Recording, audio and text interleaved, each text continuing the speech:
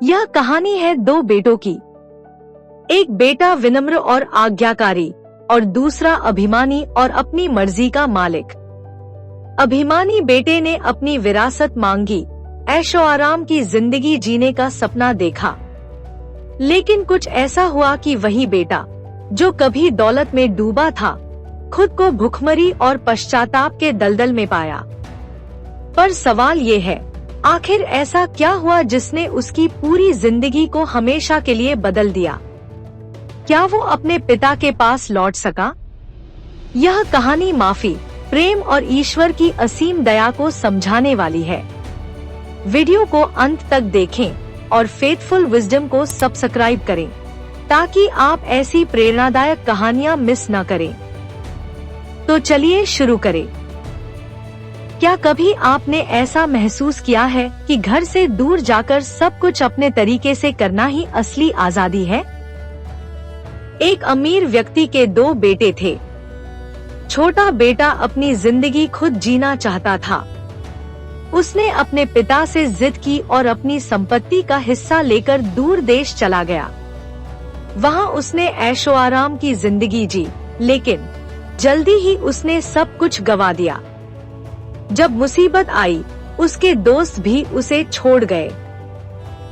नीति वचन chapter 13 verse 11 में यह लिखा है, जो जल्दी से संपत्ति इकट्ठा करता है वह इसे खो देता है। कई बार हम जल्दबाजी में फैसले लेते हैं और सोचते हैं कि ये हमें खुश कर देंगे, लेकिन बाइबल हमें सिखाती है कि गलत फैसले हमें खालीपन में डाल सकते हैं। क्या आप कभी ऐसी स्थिति में थे जहां आपके पास कोई उम्मीद नहीं बची थी और सिर्फ पश्चाताप ही सहारा था? छोटा बेटा इतना गरीब हो गया कि उसे एक किसान के पास काम करना पड़ा। उसे सूअरों को खाना खिलाना पड़ता था और भूख के मारे वही खाना खाने का मन करता था। वो सोचने लगा, मेरे पिता के नौकर भी मुझसे बेहतर हैं। क्यों न मैं उनके पास लौट जाऊं और उनसे माफी मांग लूं। उसने अपने दिल में पश्चाताप किया और घर लौटने का निर्णय लिया। क्या छोटा बेटा लौटने में सफल होगा या उसका पिता उसे अस्वीकार कर देगा? एक पल वह सोचा, क्या मेरे पिता मुझे स्वीकार करेंगे? इसका जवाब अगले कुछ मिनटों में मिलेगा। कभी कभी हमें अपनी गलतियों को स्वीकार करने के लिए बहुत साहस चाहिए।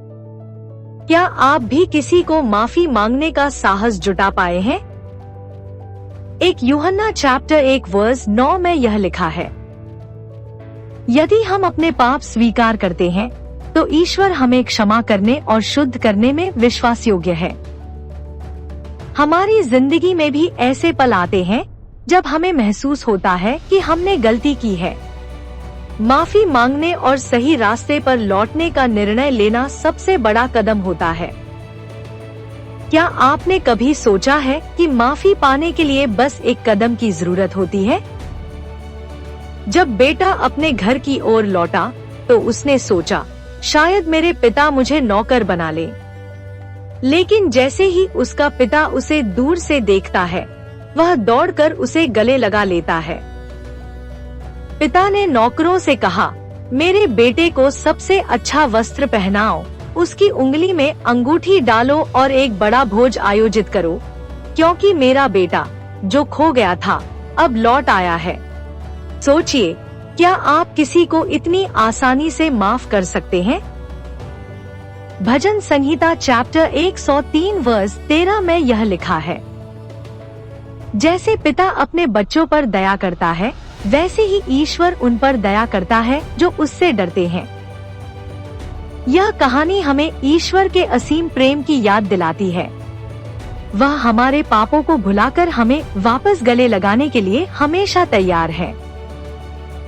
क्या आपने कभी ऐसा महसूस किया है कि दूसरों को मिली दया आपके साथ अन्याय है? जब पिता ने छोटे बेटे को गले से लगाया, क्या बड़े बेटे ने उसे माफ किया या उनकी नाराजगी और बढ़ गई?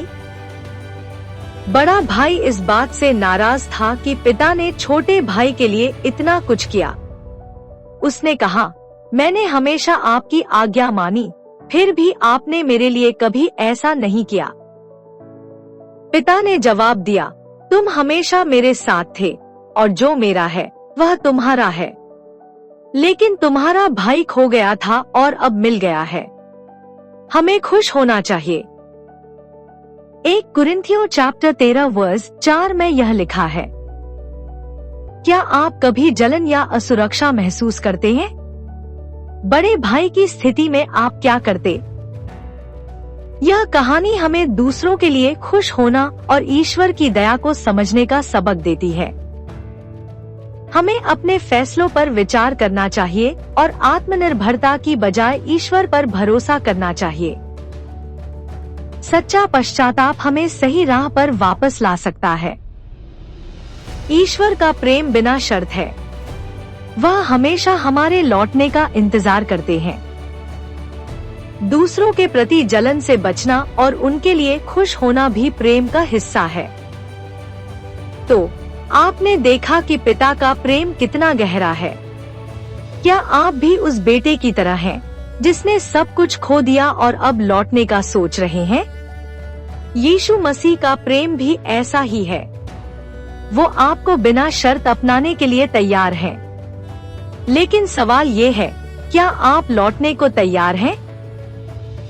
हम सब कभी न कभी अपनी जिंदगी के एक मोड़ पर गलतियां करते हैं। कभी कभी यह गलतियां हमारी जिंदगी को पूरी तरह से बदल देती है। क्या हम उस बेटा की तरह अपनी गलती स्वीकारने और सुधारने का साहस रखते हैं? क्या आप कभी इस बेटे की तरह अपने फैसले को बदलेंगे या फिर कड़ी मेहनत से अपनी गलती सुधारने का विचार करेंगे? क्या आपने कभी किसी रिश्ते में माफी मांगी है या किसी ने आपके लिए माफी मांगी है? अपने अनुभव नीचे कमेंट्स में जरूर शेयर करें। फेथफुल विजडम चैनल को सब्सक्राइब करें और ऐसे ही अनमोल संदेशों के साथ अपने जीवन को बदलने का सफर शुरू करें।